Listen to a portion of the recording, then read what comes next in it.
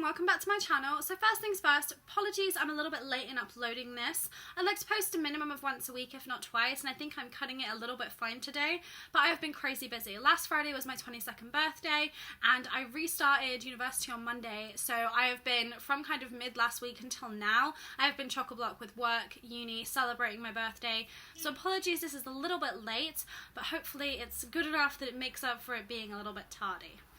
So today I'm talking about this really fun topic, cool topic. I'm so excited to talk about it. And the original posters of this were Watchers on the Wall, who are like a blog website that posts Game of Thrones spoilers, and I will link them below because they are like on it, hardcore on it. They're constantly posting. They're such a good site to go and follow, so go and check them out. Now this is about a battle that is definitely going to take place in season 7. It's pretty much canon at this point that it's going to happen, and I think it's going to be so interesting to see on screen. I think it's going to come across so incredibly well. So I'm going to talk about what that battle is going to be, kind of what spoilers have been found out about it, and as always my own kind of take on it. So I do hope you enjoy it, and if you do, please give this video a thumbs up and subscribe, and as always, if you have any questions, comments, requests, comment below and I will get back to you. And I will apologise for the slightly croaky throat. My boyfriend has tonsillitis and he has definitely got me ill. I mean, it hasn't hit yet, but I know I'm going to. It's like when you wake up drunk and you know a hangover's coming and it's horrible and you're like, oh god, it's coming. It's coming, I can feel it. Anyway, so yeah, let's just jump right in. So this is the whole idea that this battle in season 7 will take place between Euron Greyjoy, Cersei Lannister, Daenerys Targaryen, and the Greyjoys who are currently sailing with Daenerys. So it's going to be a huge battle. Now, we have known from when Daenerys decided to sail across to Westeros, her sail was not going to be smooth. I mean, you know, there's no way she's going to make it to Westeros unharmed, kind of go to King's Landing, take over, job done, Dany's done. There's no way that's going to happen. I mean, there's going to be so much more conflict, and it looks like Euron is going to be the source of that conflict. Now, I personally have thought about this for a while because Euron literally was introduced last season, and you don't introduce characters that late in the show unless they're going to be of real importance later on, and he's quite important in the books as well. So I think in season 7 he's going to be a major player, and he's clearly going to side with Cersei Lannister. Now, if we go back a little bit, we know that Yara and Theon have teamed up with Dany. They went there to kind of avoid Euron Greyjoy and to kind of make a pact with her before Euron could beat them to it and completely crush them. So Euron now needs another ally. He needs someone to team up with, and it's clearly going to be Cersei. Cersei is currently friendless. She has very little power in King's Landing. She is ruling on fear. She really doesn't have much else to go on. So I think when Euron Greyjoy comes to her with all of these ships, with all of these very fierce warrior-type Iron Islanders, she's going to have to accept their help. She has so many kingdoms against her now. The North's in revolt. Dawn and the Tyrells are against her. Jaime looks like he's ready to like kill her any second, let's be real. So I think that she's going to have no choice but to accept Euron's help. And his price will be to become king. He's not going to go, hey Cersei, I'm going to bring you some ships and help you defeat my niece and nephew, and then I'm just going to go back to the Islands, everything's cool. He's going to want to marry her, and he's going to want to become king. And even though Cersei a few seasons ago would have definitely rejected that proposal, I don't think she has much of a choice now. She's in desperate need of backup, she's in desperate need of an alliance, and Euron is going to come to her with this alliance. There's no doubt in my mind about it. And that's going to really complicate things for the upcoming battle. I mean, Dany is sailing to Westeros with the Greyjoys, with a load of Iron Islanders on their ships primarily, so shit's going to go down, let's just put it that way. So it totally makes sense that Euron and Cersei are going to team up. His ships will be of massive importance to her, and he'll bring the Iron Islanders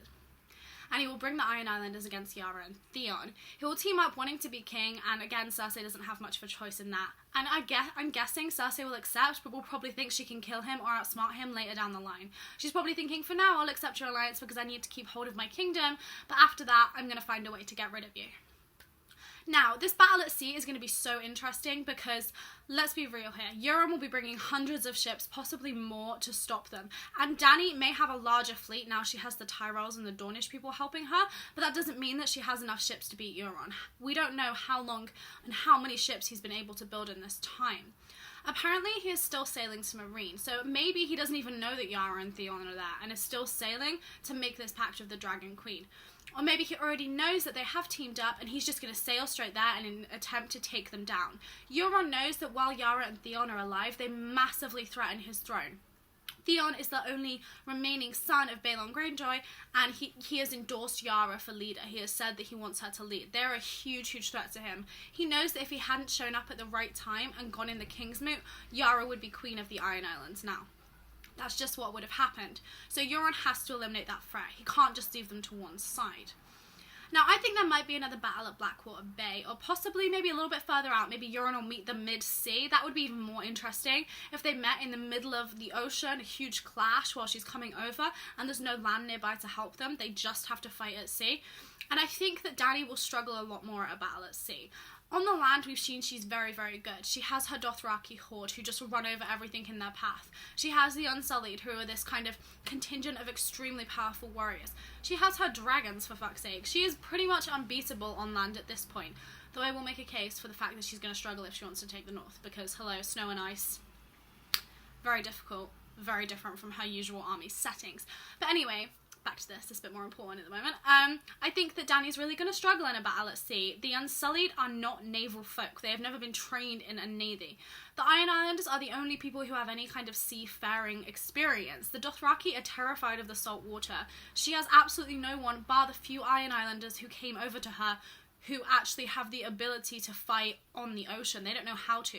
Whereas Euron and his Iron Islanders, that is where they fight. They've been reaving their entire lives. They know how to work the sea and they know how to battle at sea. So I think that if it does come to a kind of naval clash, that Dany's definitely going to struggle. And she's really going to struggle a lot more than we would actually think.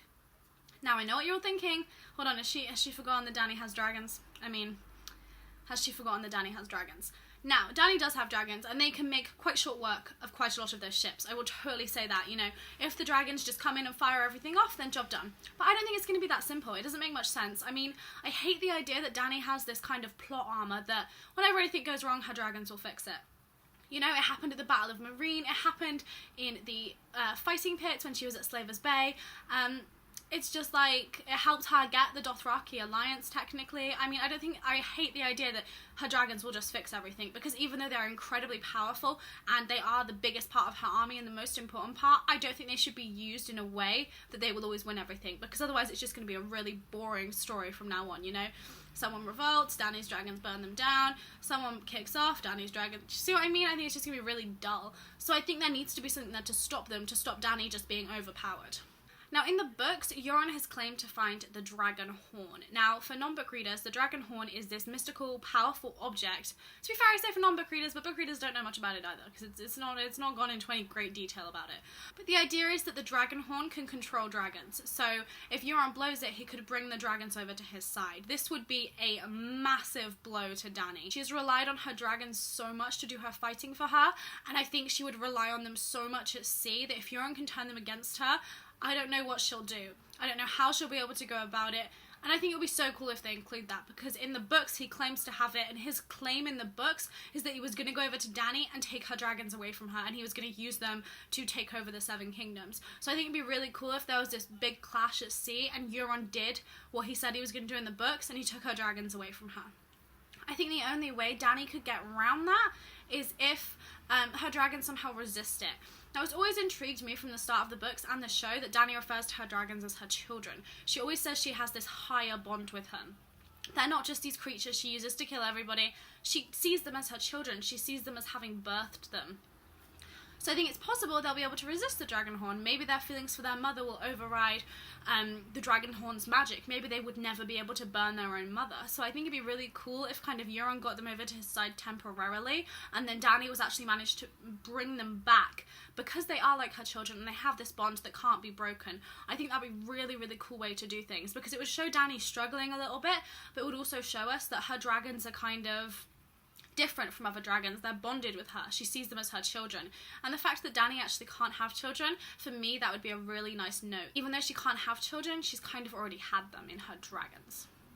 Okay, so I'm away from that kind of speculation, because a few other things Watchers on the Wall pointed out they think are going to happen in this upcoming battle. So apparently there's the idea that the Sand Snakes are going to be involved. It wouldn't surprise me if one or all of the Sand Snakes were on the ships with Dany. Dawn has pledged themselves to the Targaryen cause, and we know the Sand Snakes would want to be in the middle of the fray. So it would be really cool if we could see them in action, and maybe the choreography can be a little better, because last time it was really, really bad. But apparently Euron will take out at least one of the sand snakes, killing one of them.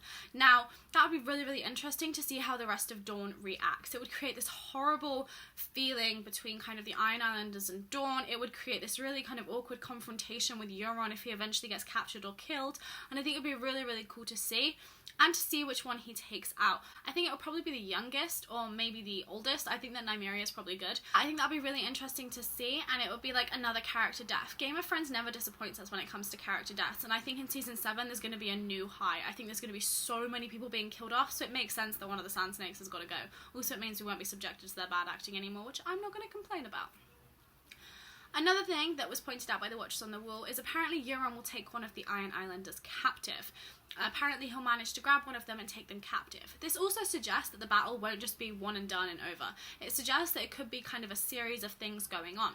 So I think that if Euron takes one of the Iron Islanders captive, that's going to put Daenerys in a really, really awkward position. Does she try and save the people she's allied herself with, or does she make a run for it and try to get to King's Landing? Does she go after the people she's allied with, which is probably what she would want to do, or does she go to King's Landing while the Iron Islanders are distracted with each other? Also, I think that if one of the Iron Islanders is going to be taken captive, it is going to be Yara. I think that Euron may take Yara captive and possibly might kill her. That would then force Theon to be the leader of the Iron Islanders' resistance force, shall we say. I think that would force Theon to then be a leader, because say Euron takes Yara captive, he kills her, Euron dies in battle, Theon would then really be the best person in the position to take over the Iron Islands. He and his sister gain them independence. It would make sense for Theon to then be in charge. And it would give him this really, really cool arc.